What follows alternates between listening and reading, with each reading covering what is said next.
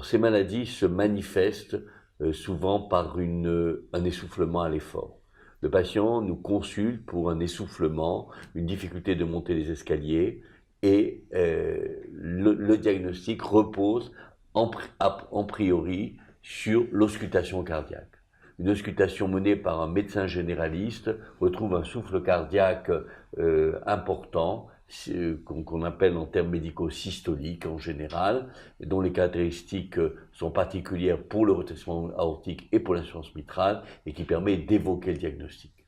Donc le premier diagnostic, en tout cas l'entrée de ce diagnostic, ça sera le médecin de famille qui, avec son stéthoscope, en écoutant le cœur du patient, entendra ces souffles qui sont des souffles pathognomoniques, qui sont des souffles reconnaissables.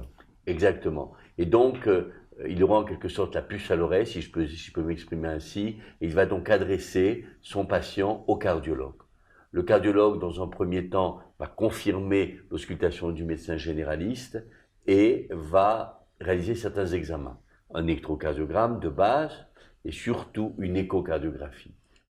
Y a-t-il des signes d'appel? Y a-t-il des signes précurseurs? Est-ce que certains signes vont nous faire évoquer ce diagnostic? Comme nous l'avons signalé, c'est surtout l'essoufflement, la dyspnée d'effort. Le patient qui se fatigue à l'effort, qui peut avoir même quelques douleurs thoraciques à l'effort. Et il va consulter pour cette symptomatologie. Bon, certains cas arrivent brutalement à l'hôpital pour un syndrome d'œdème pulmonaire, c'est-à-dire qu'ils se lèvent dans la nuit et sont complètement étouffés, et donc arrivent à l'hôpital, et le diagnostic est fait à l'hôpital. Mais c'est un petit peu plus rare en fait, parce que en général, les généralistes font bien leur travail, découvrent un souffle cardiaque qui est important et adressent leur patient au cardiologue qui lui va faire les investigations.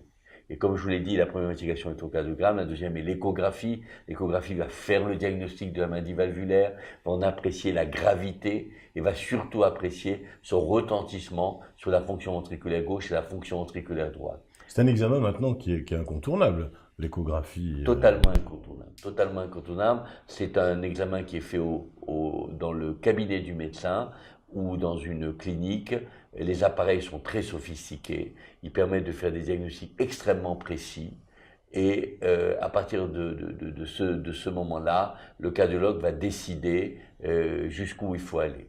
Si la maladie valvulaire est significative, à ce moment-là, il faut passer à une exploration hémodynamique, une coronarographie avec exploration hémodynamique, pour apprécier le retentissement à nouveau de cette maladie valvulaire sur la fonction cardiaque et décider des options thérapeutiques.